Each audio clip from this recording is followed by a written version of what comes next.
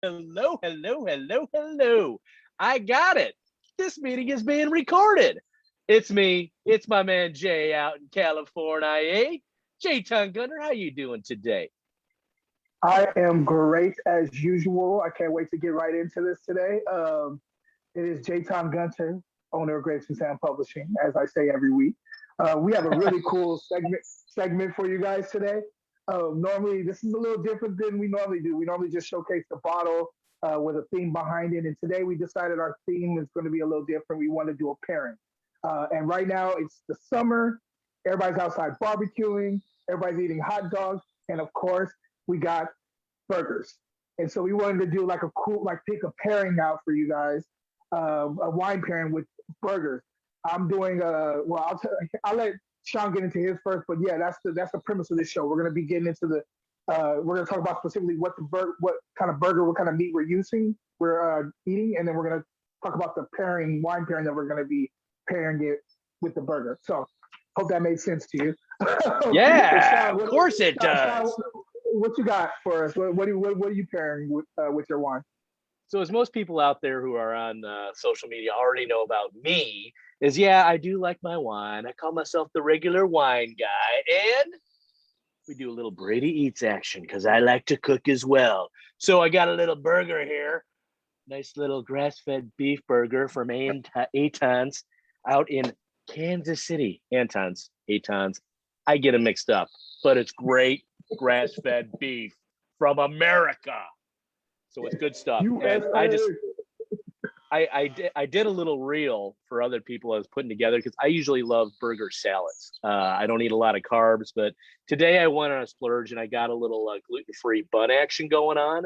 So basically, I just topped it with the gourmet salad, which is my burger salad, with pickles and pickled onions and fresh heirloom tomatoes, and just a bit of a mustard vinaigrette in here. Oh my gosh, I can't wait to sink my teeth into it. But then, of course, as Total Winos, we got to talk about the wine. Now, I am going with this, and I did double check with Jaytown, who is our in residence second level sommelier. But so this is Chardonnay. Now, this is a white wine, and normally you don't think of whites with big, fat, red meat. But that's exactly what we're doing today for a couple of reasons. One, you might even see the beads of sweat forming on my head because it's hot out here. It's summertime. You know, you can grill, you can cook on the at home inside, but man, it's hot outside, and there's nothing better than something cooler to just not only open up your palate, but also just make it summer that much more enjoyable. So I thought it'd be fun, as recommended by Colleen at Total Wines down the road. It's going to cut the fat. It's going to have enough acid to hold up against with the salad and the dressing and the beef and the fattiness. And that's why we went with it today. And I'll tell you what, Jay, this is, I, I usually don't drink Chardonnays because usually I just drink wine on its own. But I am really happy because it's like, I might have had a little burger off camera. And this is, and this is it is, it's not over the top buttery, but it does have that nice mouth feel and just enough where it's like going to go, ooh, I do Yeah. want to have something on this burger besides just meat. And that's where I think it really opens it up. So good job, Colleen. Kudos to her.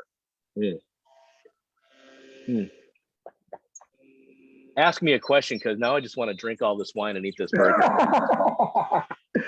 So when you were talking to Colleen, what other choices did you have? Like, what were you thinking other than just Chardonnay for something like your burger? Like, I know you had So a couple of different ideas in your head, but let's let the people know. when it comes to burgers, I don't deviate too much from this burger because I love the flavor of the meat, just like my steaks, Mhm. right? So I was thinking more along the lines, what would I enjoy with a steak? Because you know, I think people have learned to do steaks very well at home, especially in Mhm. COVID. And when I think of a great steak, it's just a natural go-to. Get a big cab, get something that's even more inexpensive, and just going to have Yeah. that like dry finish and really pull the flavor of the salt and the maybe a little bit of pepper out of the meat. And it's just like, oh man, all those flavors together. Uh, is what I really love. Especially the dryness of a red cab is going to open up my palate a little bit more. It's making my mouth water thinking about it, right? Gotcha. I gotcha. Yeah, you're right though. Like mine too. I'm salivating like crazy over here, especially because I have this burger in front of me. Also, here you talking about a big cab and like a nice little burger, the one that you have right there. So you were mostly thinking about maybe like a Cabernet Sauvignon for your burger, and you listened to your specialist there, and you went in the opposite way, which is interesting. I'm just trying to get like your frame of mind, like kind of like the science that you think of when you're talking about pairing wine and food. Well, so I asked her, as most of you know, on our total winos, one of our criteria is always finding a wine that's punching above its weight class, and Yes, that's Jaton's thing. I'm like, well, yeah, I love that. It's like, so I gave her the criteria and kind of challenged her a little bit, and it's Okay. like we can always go to reds anytime, and I think that's my go-to wine. But especially when it becomes the fall and the winter and spring, that's just kind of an easy choice. You're not going to have anything chilled. Maybe slightly chilled. I know the cellar chilled, but it's nice when it opens up and then you pair it with the steak and it's sitting on the table for a while and just really comes up to room temperature. So that doesn't need a whole lot of work.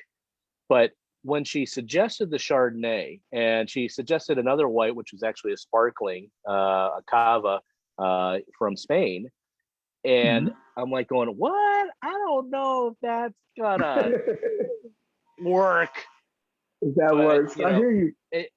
Just like you'll probably appreciate this as a sommelier when you make a recommendation to someone and they don't trust you and they look it up or something like that. It's like going, oh, you just blew all the time, expertise, and love I put into like studying this craft.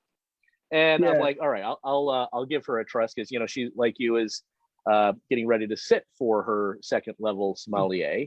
And I'm like, I'm like, okay, let's just give a little trust. It's under $15.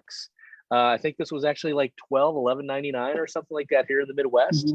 And this is a Mendoza, down South America. So it's affordable. It's I wouldn't put it exactly up there with some $20-$25 shards that I've had, from the buttery standpoint. But I'll tell you what, for something refreshing that I can enjoy, and it's probably going to be gone pretty quick because it's so hot out. It's that would be a real crowd pleaser because it's not over the top one way or the other on its flavors. But you get a little bit melon out of here. A little bit of the fresh fruit, the pear. I get more pear than apple. I think one of the descriptors was apple, but I get a stronger pear finish in this on both the nose and the palate. So it's, I think this is going to really open up. And I don't know when we should take a bite of the burger. Do it now. Do it now. All right. So even though your presentation looks amazing and you don't want to mess it up, it's worth it to probably take a bite. I know I'm taking a bite, so I'm gonna let you do some talking while I fill my mouth full of meat and deliciousness, and then get the wine. Let me open up my palate a little bit more. Got you. So one thing I want to say, I want to go back to what he was saying, which I highly recommend this. I know all of us think we know everything, right? We go to even in me, like I'm a somm, right? But when someone is trying to give you a suggestion, listen to them.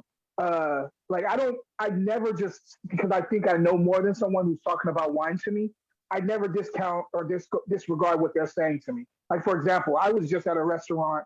We were just down in Malibu, and I was trying to figure out, there was some kind of vegetable dish that I ordered, broccoli and stuff, a bunch of different stuff. And I was looking at the list, and I was trying to figure out what I was. Uh-oh, Jay, can you hear me? Either I cut out or you cut out. Can you hear me now? I can hear you now. Okay, good. Okay. And by the way, that was awesome. It just cut off right in the middle, huh? I was doing this there was like this vegetarian dish, and I was trying to pair the wine with it. And I always if you know me, I like to find small, like a 2-ounce pour or 3-ounce pour, so that I can drink that with whatever dish I'm eating. And as I'm looking through, the waiter just came over and he said, "Oh, you ordered that? You should probably have this wine with you." I did not disregard him. I did not say, "Well, I think this Gruner is going to go better with this." with this dish. I actually listened to the person and they hit it right on the head. Never think that you know more than anybody else in the room, even though you know a lot about wine. It's okay to listen to the person who's suggesting something to you, to at least try something different and maybe get a different flavor profile than you expected because you didn't give it a chance. You didn't give yourself a chance to try the suggestion. So just something to think about, like when you're, looking for wine and stuff. Anyway, Sean, how was the flavor profile? How did everything go with the pairing? It's amazing. So after taking a big bite of burger and then having a second or third or fourth, fifth taste of wine, one thing I did like and notice about it is that after the burger, I really noticed the mild oak notes in here, which I did not notice before. Now, I guess one of the things is that we're in pretty warm weather. I think it's probably in the mid 80s out here right now. That's what it feels like, but high humidity. So when I first opened this up, I only opened up this bottle, 15 minutes ago, while we were prepping, and it was sweating and things like that. And even my glass was sweating because it was, so chilled. And I took it out of the regular fridge. They're like, oh, you're supposed to have it out for 20 minutes. Well, you got to keep in mind, we're in Missouri humidity, right? Yeah. So literally in 15 minutes, this is definitely room temperature now wine, and the flavor profile has completely changed. And I'm enjoying it exactly the way it is. You can see there's no beads of sweat on the outside of the glass anymore. But now I'm getting all the nice where it cuts the fat of the meat, and it's like it really complements it. And then I notice the subtle flavors of both all the layers of flavors in the burger. Again, the pickled onion, the heirloom tomatoes, along even the subtleness of the gluten-free bun, which was a really good gluten-free bun, by the way. But then even the grassiness of the grass-fed beef. So that all really popped more so than just like taking a bite of burger off camera. Yeah. It's like, wow, it really accentuates the food. And that's what's so cool about wine and food pairing. Come on. I agree. You do more of this too. And when I say you people out there watching. Now, Jay, what I loved about you was you picked out a burger from one of your favorite locales, right? Yeah. Little place down the street. So talk about that and get right into that wine and talk about the wine you got and the burger you got, because that's a cool twist too. So let's get right into it. I did something different. I didn't go with the regular beef burger like I normally would. I wanted to kind of challenge myself. And I also do like this type of meat. I just don't always get it, but it is one of my favorite. I'm doing bison today. So I'm doing a bison burger. And on the sandwich, we're doing it with the brioche bun. On the sandwich, we have regular tomatoes, we have pickles, and we have grilled mushrooms on here and artichoke. Just some and spinach, just to kind of change up the flavor and challenge myself a little bit. Bison, if you're not familiar with it, tends to be a little bit leaner than regular beef patties.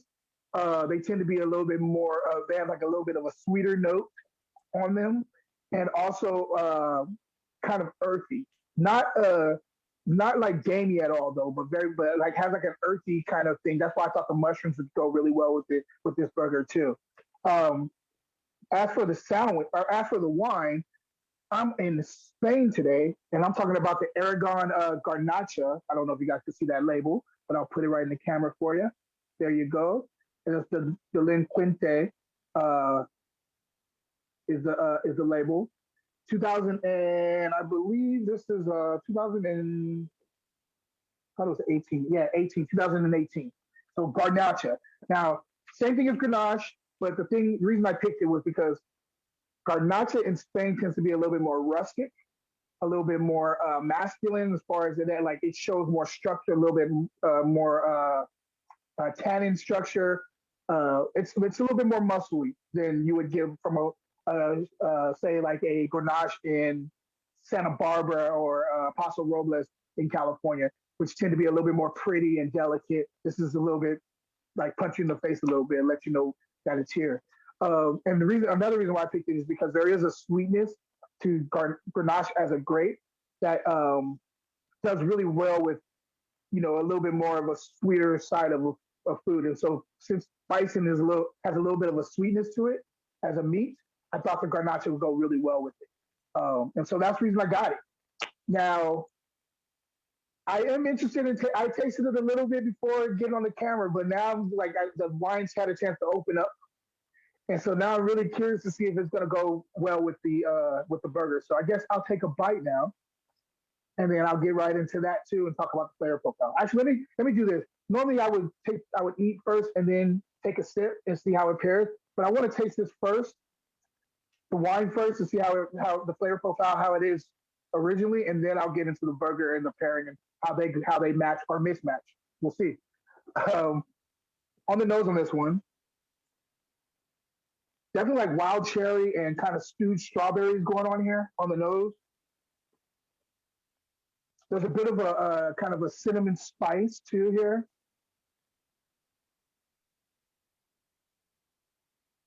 Some rosemary, which is really cool. Didn't expect that. That's jumping out at me. Rose petal. And there's like a green herbal thing going on. Let's taste it and see if it is translating to the palate. Mm-hmm.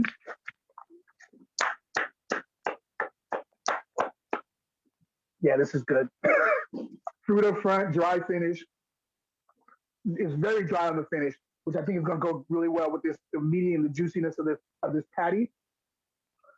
Definitely some of that stewed strawberry you catch in the mid palate to the finish. You get a little bit of that perfectly ripe cherry up front, wild cherry up front.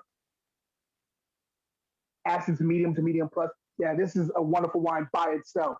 Now let's see if it's good with the food. That's the important part because that's what we're doing today. Burgers and bottles. Let's go. Do it. Mm.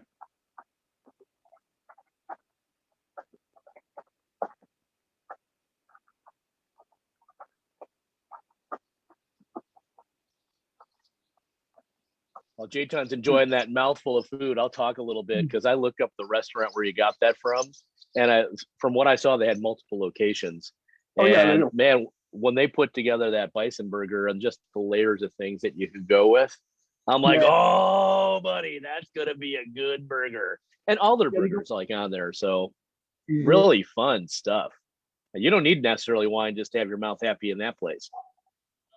Yeah. See, the place you can find us at the counter. There's like a lot of different locations in California. I think they may be outside of California too, but like they're known for their burgers in different locations, and their fries, everything is really really good there. This pairing is outstanding. Let's just say, let me pat myself on the back. Kudos. I want to hear the applause. Yes, encore. Yes, this is outstanding with it. Just to kind of give you an idea of what I mean. The burger itself definitely has that kind of, it is lean. So it's some juiciness, but it's not overly juicy like you would get with a beef patty. There is a hint of like a there is a little bit of a sweetness that I catch on the back of my palate as I was chomping it down. But that the acid from the pickles and the flavor from the tomatoes kind of balance out everything, gives it kind of this earthy, sweet, very delicious experience with the burger. Now pairing it with the wine with this garnacha, you're getting. I mean, what seems to stand out a little bit better is the sweetness in the meat. They're just kind of like when they hit each other, it's perfect. It goes down perfectly. The dryness goes away. So if you're not really into dry wine, pairing it with this burger, perfect thing to do because that dryness that you're talking about just kind of dissipates.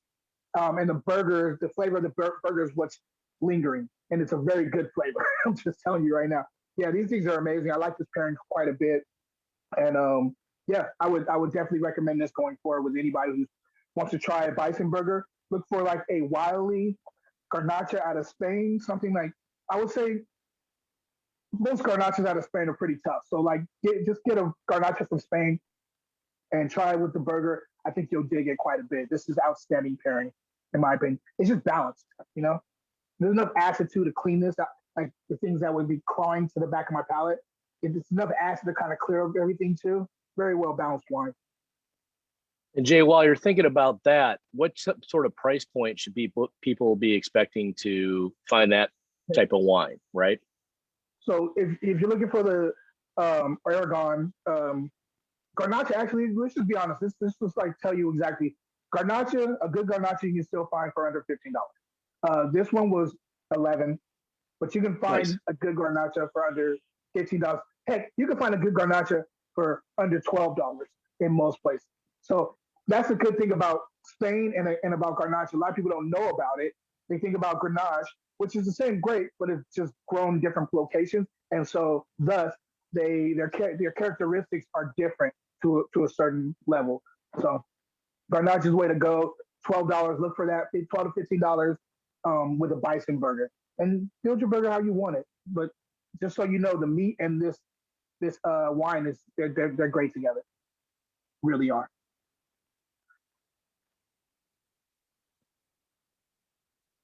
Now I'm going to put you on the spot a little bit because I've heard this term a lot, and the distinction between masculine and feminine, and the drier strength and the softer edges and things like that. So that's just one thing that popped into my mind, because you're not the first person from winemakers, female winemakers, to people of all different wine levels of expertise. They like to say that. Is that appropriate to say these days? Honestly, I don't know. I don't know. I'll be honest. I come from a generation, as you do, like where that's what you use. Right. And until someone, I guess, corrects me, I don't know how else to describe it. I'm okay with changing up. I just need to. That's how I've thought about aggressive, tannic, dryness, bold, hit you in the face. I think about that as more masculine type of wine, and then feminine's pretty, sometimes delicate, but not always delicate, but just pretty wine that you want, probably better at pairing with most foods. Probably a better wine, to be honest with you, the prettier wines. But that's just how that's how I've done it the whole time. So you're right. I could be wrong, and I'm okay with saying I'm wrong. As of yet, I have not been corrected, and so I'm just gonna rock with it until someone says, use this instead of that, and I'm like, okay, cool, no problem. Just let me know. Exactly right. It's all good until we stand corrected, and we're open to correction. I'm sure Jenny will tell us what the right thing to do is offline, but she'll tell us offline. Look, I got my hand smacked a bunch of times when I was growing up with my parents. So I don't mind. Don't say that. What? I don't mind getting my hand smacked and letting me know that I'm in the wrong. I'm okay with that. I've been wrong quite a many times before. so anyway, you and I both. So next week or the next show, we don't really we have nothing for you yet, but we will have something hopefully in the next week to let you know what the premise for the next show is going to be. I'm excited because me and him, when we get together and we start kind of figuring out what we want to do for shows, it's always a good time. Maybe one of these days we'll get that on video, because we crack each other up. We have a good time trying to figure out the shows. So we have a lot of fun, and Jenny's in the background. She's laughing. Her dog's going crazy back there. It's awesome. And you know what? Here's what I will say is that we always have fun on our show. That's why we branded us Total Winos. It's a play on being a wino, right? But we're doing it together. It's the plural. We have a lot of fun. We drink a lot of wine, not together, in between our shows. And dare it to say, we probably taste at least a different wine every day. And we hope we help you guys and gals, however you want it to be described, now that I just said that whole masculine feminine thing, however you call yourself, we want to make sure that we're bringing value to you in finding wines that are always punching above their weight class, and just not only wonderful with conversation, food, togetherness, but man, it's just great for humanity. So exactly. I don't know, Jay, you want to touch on that, add on to that? Well, actually, that's true. And also, just really quick, I want to go back to something because I just thought about it. When you're pairing food and wine, just one thing to remember: the flavors are great. You don't want you don't want things to bounce off each other and affect each other in a negative way. But it's always about the finish. When you're pairing wines and food, you want the finish to marry well together. So think about that when you're trying to come up with a dish and a wine to pair with it. Think about the finish and how it finishes on your palate. You don't want that bitter, lingering thing. You don't want it to be too sweet or anything like that, but you want it to linger like balanced. And so that's why I said this wine is amazing for that. Also, one other thing is we are, as you can see, we have a great time together, and we just love talking wine and food and all this stuff. We're trying to build a community around that. So please follow us, check us out. We do these videos as much as we can. We try to do like every 2 weeks or every 3 weeks with a new video for you, some content for you guys. Check us out. Follow us. You know, he's the regular wine guy, Sean Brady. I'm Jaton Gunter on all platforms. Oh, check out my new website too, grapesandstand.com. It has all my books, my new bookstore online. And yeah, we just have a great time. And we want to share with you guys. We want to share our passion and love for wine with you guys. So that's all I had to say on the matter. That's wonderful. Yeah. And I said it in case you couldn't see me. I said to ring that bell, ring it up, and you'll see it out there. And that lets us know that we're doing the right things. Please feel free to comment on all social media platforms and add any insights. If you find a wine that we should definitely check out that are not always available in every region of the country. I'm in the Midwest, Jay's out on the West Coast, but we do love to look for these things and just discover new wonderful things together. So wherever you're at, whatever you're doing, we may not see you in person, but we're always going to see you right here on social media. Thanks for watching. Jay, thanks as always. Cheers, guys. Cheers, brother.